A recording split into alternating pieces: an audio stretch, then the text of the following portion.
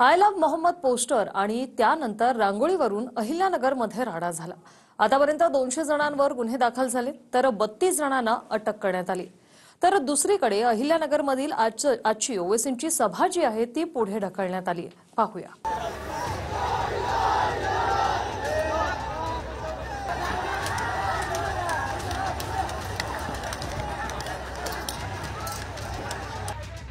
अहिल्यानगरच्या राड्या प्रकरणात पोलिसांनी आतापर्यंत 32 जणांना अटक केली।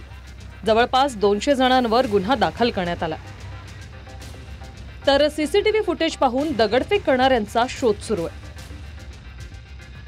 रांगोळी काढून तणाव निर्माण करणे, चावी बनवायला आलेल्या मुलाला मारहाण करणे, पोलिसांवर हल्ला करणे, सार्वजनिक मालमत्तेचं नुकसान करणे अशा 4 प्रकरणात गुन्हा नोंदवण्यात आलाय। आय लव्ह मोहम्मद पोस्टरच्या वादानंतर अहिल्यानगरच्या कोठल्या गावात रस्त्यावर रांगोळीवर मुस्लिम धर्मगुरूंचं नाव रेखाटण्यात आलं। त्यानंतर मुस्लिम आंदोलकांनी रास्ता रोको वेळी दगडफेक केली आणि पोलिसांनी लाठीचार्ज केला। रायटचे गुन्हा दाखल झाला, ज्याच्यामध्ये एक लाठीचार्ज झालेला आहे।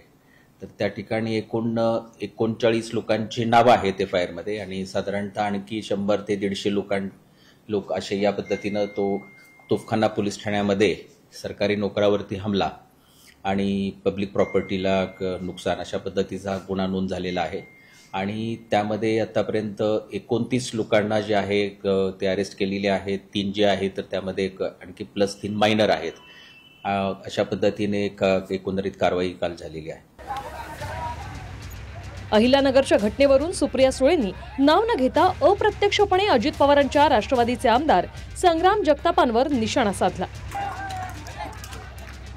मुख्यमंत्र्यांच्या विचारांच्या लोकांकडून भडक भाषण होत आहे, त्यामुळे परिस्थिती बिघडली असं सुप्रिया सुळे म्हणाल्या।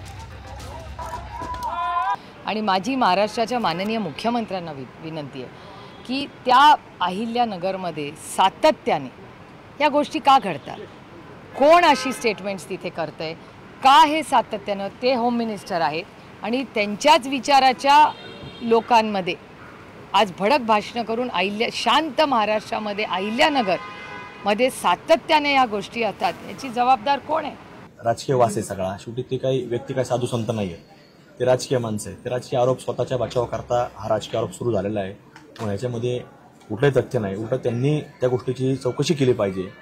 असे पोलिसांनी चौकशी करणं गरजेचं आहे की असे फलक आव्हान देणारे फलक कोण लावतोय याची चौकशी झाली पाहिजे। तर संजय राऊतांनी अहिल्यानगरच्या राड्यासाठी भाजपला जबाबदार धरले।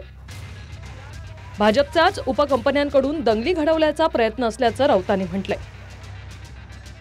पूर परिस्थिती, अतिवृष्टी ह्याच्यावर चर्चा करण्यासारखं असताना या सगळ्यावरचं लक्ष उडवण्यासाठी भारतीय जनता पक्षाच्या ज्या उपकंपन्या आहेत त्या अशा प्रकारच्या दंगली घडवायचा प्रयत्न करत आहेत। बरं, दंगली घडवणारे कोण आहेत? आज जरी भाजपच्या टिळा लावून कोणी फिरत असले तरी कालपर्यंत ते काँग्रेस किंवा राष्ट्रवादीचेच नेते होते, पुढारी होते।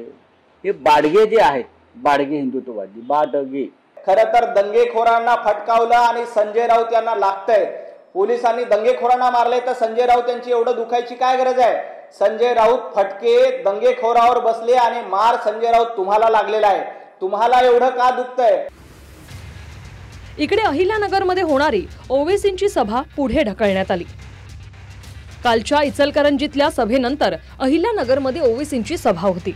पोलिसांनी अटी शर्थींसह परवानगीही दिली, पण कायदा सुव्यवस्थेमुळे आता 9 तारखेला सभा घेण्याचं ओवेसींनी ठरवले। ओवेसी साहेबांचं म्हणणं हे आहे की इतकं वोलेटाईल सिच्युएशन मध्ये जेव्हा मुले जेलमध्ये आहे, त्यांचे परिवारवाले जे आहे ते हैराण आहे, परेशान आहे, आता अशा परिस्थितीमध्ये आम्ही जाऊन तिथे कोणत्याही प्रकारचा आम्हाला लॉ अँड ऑर्डर डिस्टर्ब करायचं नाही आहे। आम्ही पीसफुल पद्धतीने तिथे जाऊन आमचं जे मत मांडायचं आहे ते मांडणार होते। तर आता निर्णय घेण्यात आलेला आहे की आजची जे सभा आहे ते आम्ही पुढे ढकलत आहे। आता बहुतेक ही सभा 9 तारखेला आम्ही पुन्हा तिथे येणार आहे। यूपीच्या कानपूरपासून सुरू झालेला आय लव्ह मोहम्मद पोस्टरचा वाद अहिल्यानगरपर्यंत आला। पण अशा पोस्टरवरून ओवेसींनी इचलकरंजीच्या सभेतून मुस्लिम तरुणांच्या डोळ्यात अंजन घालणारा संदेश दिला। पोस्टर उठाने से मोहब्बत के दावे नहीं होते, अमल करना पड़ेगा। तुमको बेखौफ होना पड़ेगा। तुमको देखकर शैतान भाग जाए ऐसा तुमको बनना पड़ेगा इंशाअल्लाह ताला। मुसलमान है तो शराब उसके करीब नहीं आना, मुसलमान है तो ड्रग उसके करीब नहीं आना। आप सिगरेट लेके पुड़ी निकाल रहे, क्या है ये?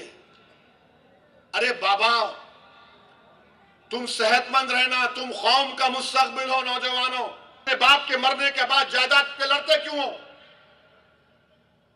तुम्हारे खानदान में दीवारें क्यों उठ जाती, बताओ मेरे को। ये हो रहा है। आई लव मोहम्मद बोल रहे तो फिर सल्लल्लाहु अलैहि वसल्लम बोले तो रोकना चाहिए।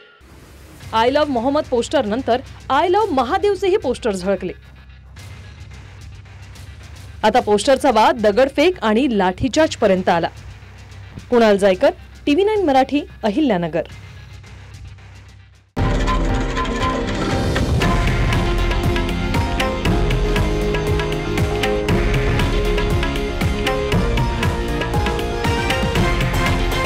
हे आहे देशातील नंबर 1 न्यूज नेटवर्क आणि आपण पाहत आहात TV9 मराठी, एकमेव।